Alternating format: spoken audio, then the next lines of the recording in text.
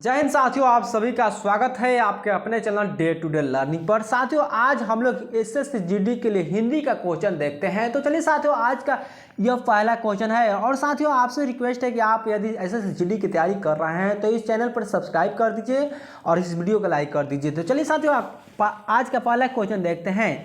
रात को उल्लुओं के डैश की आवाज़ें आ रही थी, यानी ऑप्शन में जो है घुघुआने की या कूजने की या दर्राने की या रेंगने की। तो साथियों, रात को उल्लुओं के घुघुआने की आवाज़ें आ रही थी, यानी option number A right answer होगा।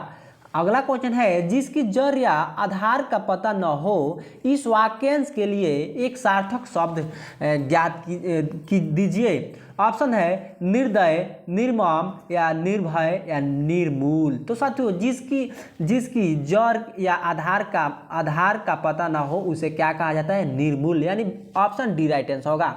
अगला क्वेश्चन है, रण में सेनापति के वीरता दिखाने का कारण राष्ट्रपति ने उसे वीर चक्र प्रदान किया या कोई त्रुटि नहीं है। साथियों, अगर यहाँ तक आपको इस ऑप्शन में मतलब इस शब्द में गलती त्रुटि मिलेगा तो आपका option number B right answer होगा, यानी एक वाला होगा। अगर यहाँ त्रुटि मिल रहा है तो ऑप्शन 2 वाला, और यहाँ है तो 3 नंबर वाला। तो साथियों, हम लोग जानेंगे कि इस भाग में त्रुटि है।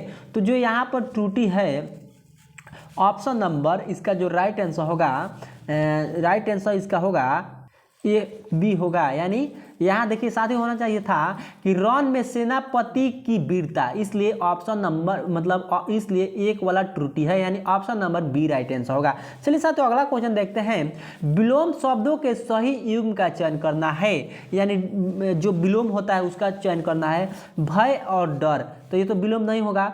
शरीर और देह, ये भी विलोम नहीं होगा। न कहने योग्य या अथक, ये भी विलोम नहीं होगा। यानी ऑप्शन नंबर आदि अंत, यानी आदि मतलब शुरुआत और अंत मतलब समाप्त। तो साथियों, यही विलोम जो शब्द है इसमें राइट आंसर होगा। चलिए साथियों, अगला क्वेश्चन है, वह नहीं समझेगा इसलिए वह मूर्ख है, यानी इसलिए के स्थान पर हम लोग कौन सा ऑप्शन वाला शब्द रख सकते हैं? इसके कारण, क्योंकि या अतः या किसी बदलाव की आवश्यकता नहीं है। तो साथियों, हम लोग का क्वेश्चन जो होगा यहाँ पर, वह नहीं समझेगा क्योंकि वह मूर्ख है, यानी option number B right answer होगा।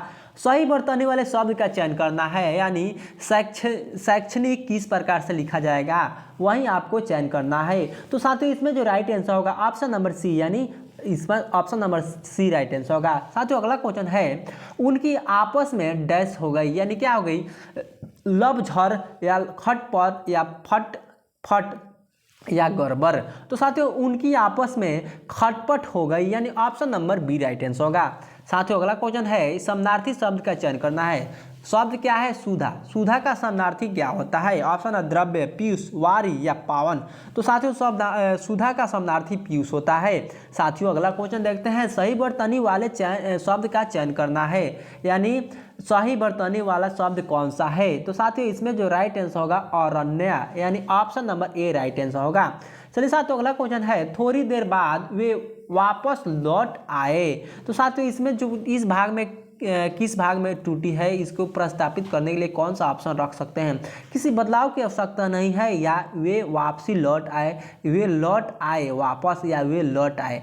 तो साथियों, यहाँ पर जो राइट आंसर होगा, वह थोड़ी देर बाद वे लौट आए, यानी option number D right answer होगा। चलिए साथियों, अगला क्वेश्चन है, बिना पलक झपकाए वाक्यांश के लिए एक शब्द होगा, यानी बिना पलक झपकाए के लिए एक शब्द में हम लोग क्या कहते हैं?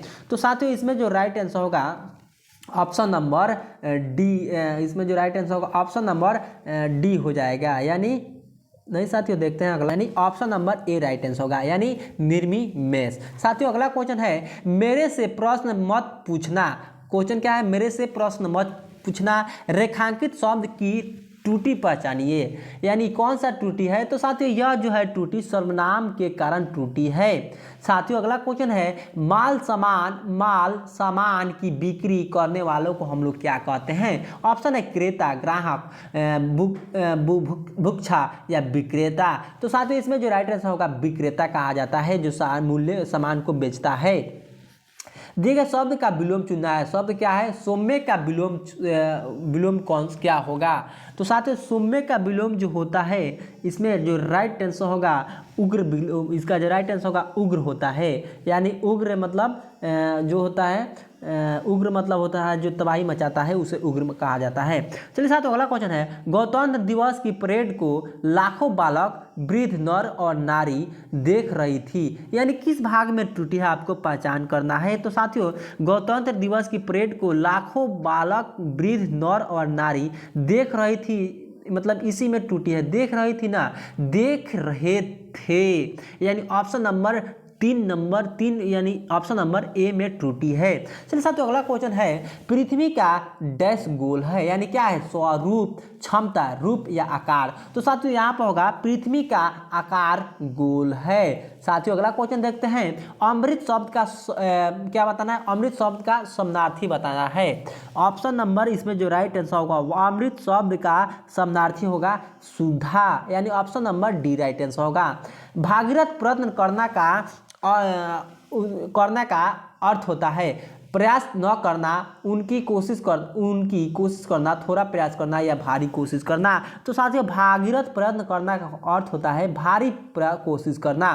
साथियों अगला क्वेश्चन है, कमर कसना मुहावरे का अर्थ होता है। ऑप्शन में है तैयार होना, दर्द होना, हौसला हारना या सहारा देना। तो साथियों कमर कसना का मतलब होता है कि आप तैयार हो चुके हैं किसी काम को करने के लिए, यानी इसका राइट आंसर होगा तैयार होना। साथियों अगला क्वेश्चन है, इस गीत की 2-4 लड़ियाँ सुना दो, यानी रेखांकित शब्द खंड को प्रतिस्थापित करने के लिए सबसे सुटेबल ऑप्शन कौन सा है। तो साथियों इस गीत की 2-4 कड़ियाँ सुना दो, यानी option number A right answer होगा।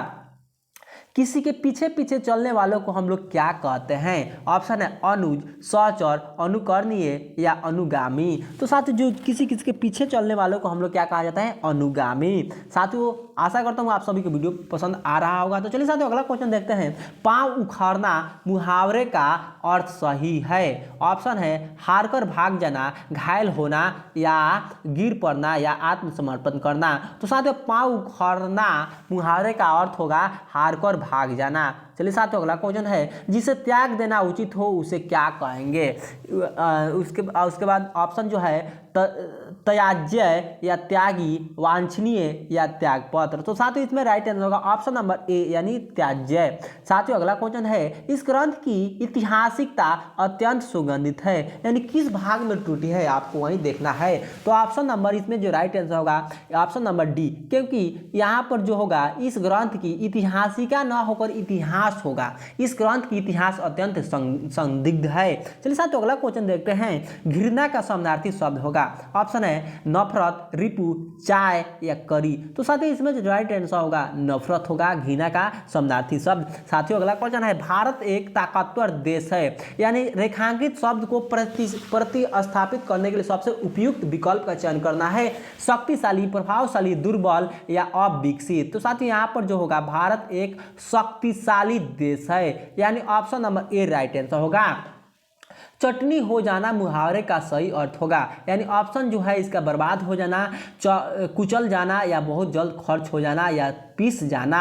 तो साथियों चटनी जो है बहुत जल्द खत्म हो जाना, यानी option number A C right answer होगा। चलिए साथियों अगला क्वेश्चन देखते हैं, निम्नलिखित में से शुद्ध बर्तनी वाला शब्द कौन सा है। ऑप्शन जो है तिरस्कार किस प्रकार से लिखा जाएगा उसी को आपको चयन करना है। तो साथियों इसमें जो राइट आंसर होगा तिरस्कार, यानी option number B right answer होगा।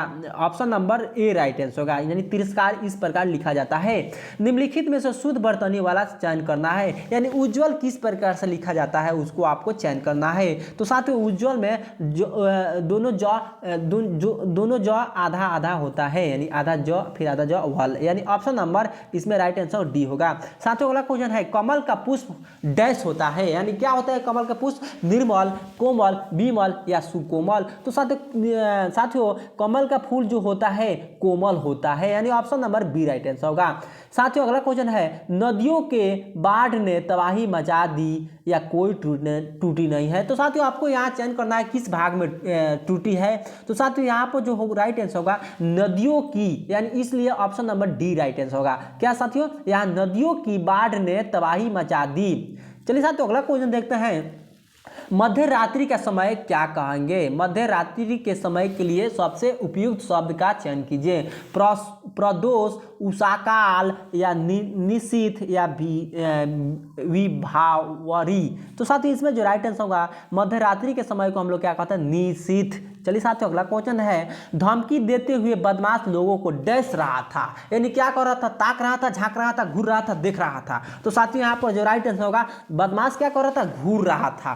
साथियों अगला क्वेश्चन देखते हैं, गिरी का पर्यायवाची शब्द है? ऑप्शन है आकार, धरती, पर्वत या बादल। तो साथियों गिरी का पर्यायवाची शब्द होता है पर्वत। साथियों अगला क्वेश्चन है, दिए गए शब्द का विलोम चुनना है। मधुर का विलोम क्या होगा? ऑप्शन है तीक्ष्ण, लवण, अम्ल या कटु। तो साथियों इसमें राइट आंसर होगा, मधु का विलोम होता है कटु, यानी option number D right answer होगा।